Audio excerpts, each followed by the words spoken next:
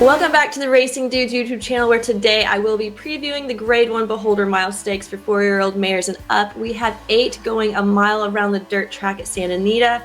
To start off, we have the number 1 Kirsten Bosch for John Sadler. She most recently exited the La Cañada Stakes, where she was able to pull off the win by a nose. She stopped the pace and was up just in time to pass Ganadora. She got third in the La Brea Stakes behind 2 horses in this field as well. But I think she needed a little bit more distance than the 7 furlongs in that race. She gets the inside post again and is 2 for 2 coming out of the number 1 gate. I would not be surprised if Kimura tries to take her gate to wire, because she has won on and off the pace in the past. The number 2 is Pauline's Pearl, who is second off of the layoff. She was off for well over 200 days and returned to the Houston Ladies Classic at Sam Houston, where she was able to pull off the win. She was given a 93 buyer for that performance.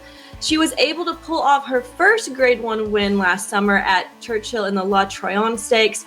She has the back class to pull this off, and I know she's going to be stalking the pace. I'm just not sure if I can trust her 100% after she's been off for so long. I know she won at Sam Houston, but who was she really against in that race? The number 3 is Awake at Midnight. She's only won 2 in her lifetime, 1 at an optional claimer, 1 at a maiden special weight. So I don't think she's going to get her first grade stakes with this kind of company. She has been hitting the board lately, so I would not be surprised if she sneaks in for a price in some of these exotics. The number 4 is Midnight Memories for Bob Baffert. She has won 4 out of her 6 lifetime. She failed as a favorite last time out in the La Brea Stakes.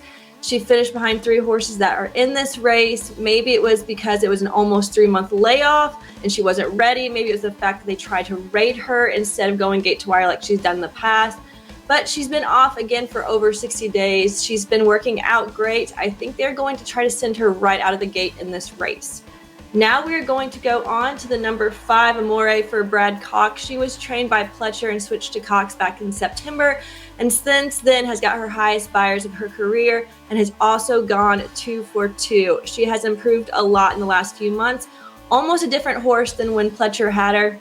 She gets Flavian Prat, who is 38% for this barn in the last year. I think that she is a good horse. I just don't think that she's great. And that has nothing to do with Brad Cox in here.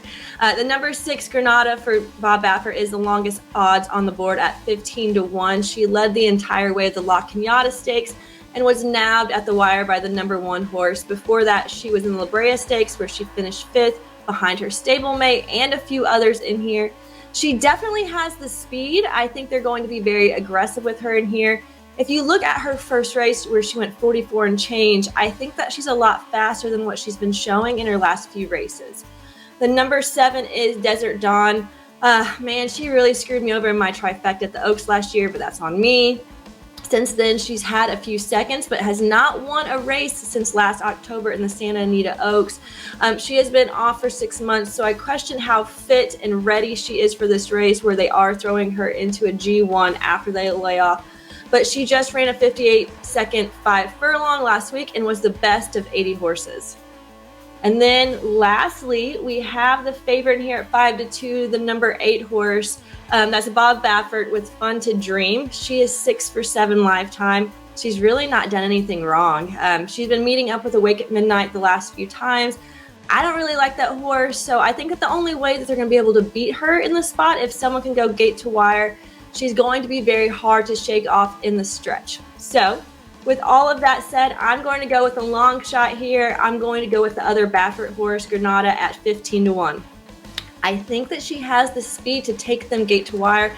I think if she's able to walk them around the track the first half, then she can be able to go and kind of break loose. I'm not sure if they're going to send some of these other horses with her. And if they do, then there's a chance that there's going to be a speed duel and a closer may be able to come off and pull off a win. So in Exacta Box, I'm going to put in a closer and a stalker and try to stay away from the other Baffert favorite. So I'm going to go with the number 1 Kirsten Bosch and the number 2 Pauline's Pearl. So that is a 1-2-6 Exacta Box. In a trifecta box and a superfecta box, I'm going to add in the favorite. So that's going to be a 1-2-6-8 for both of those. Thank you guys for tuning into the Racing Dudes YouTube channel. Make sure you hit like and subscribe to the channel. Comment below who you think is going to win the Beholder Mile. Until next week, good luck. RacingDudes.com is your home for the best free picks for every race, every track across the country. We're ramping up for the 2023 Kentucky Derby, and we want you to join us in the fun. Subscribe to Racing Dudes YouTube channel, click the notification bell so you never miss a single video. Want to make money betting horses? Bet with the Racing Dudes.